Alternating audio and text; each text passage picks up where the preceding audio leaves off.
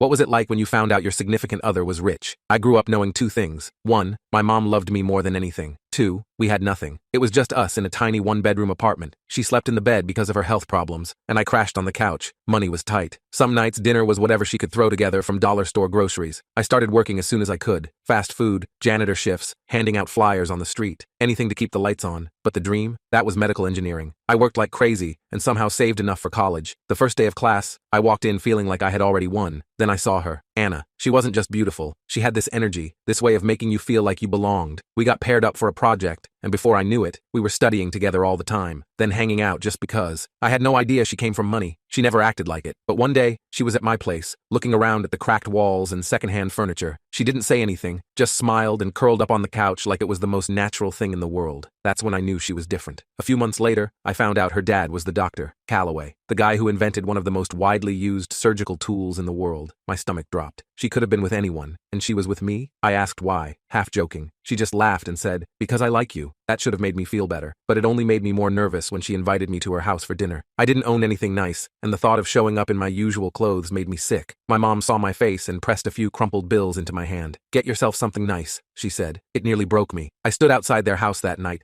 staring at the biggest home I had ever seen. The driveway was long enough to fit my entire apartment complex. When the door opened, her dad looked exactly like I expected. Tall, serious, the kind of guy who made million-dollar decisions before lunch. He nodded at me. "Come in." Dinner was tense. Her dad watched me like I was an equation he was trying to solve. Then he asked what I was studying. I told him about medical engineering, how I wanted to help people like my mom, how I had worked 3 jobs to get here. He didn't say anything at first. Then, slowly, he nodded. "That's impressive," he said. I thought that was the end of it, but later that night he pulled me aside, told me if I ever needed help, I should come to him, offered me an internship. I didn't believe it at first, but he meant it. Over time, he became like the dad I never had. He gave me advice, taught me how to navigate the world in ways I had never learned. He even started inviting my mom over for dinner, treating her like family. On my birthday, they all came to our place. For the first time, it felt like we weren't just surviving. Graduation came, and I finished with honors. True to his word, he got me an entry-level job that paid enough for my mom and me to move into a 2-bedroom apartment. For the first time, we both had a real bed. Then came the moment I had been dreading. I pulled him aside one night, heart pounding. "Sir, my throat dried up. I'd like to ask for your daughter's hand in marriage." He stared at me for a long second, then burst out laughing, a deep, booming laugh that made my stomach drop. He clapped me on the back. "Took you long enough. I was wondering when you were going to grow the balls to ask her." I had spent my whole life wondering what having a dad would feel like. Turns out, it felt exactly like this.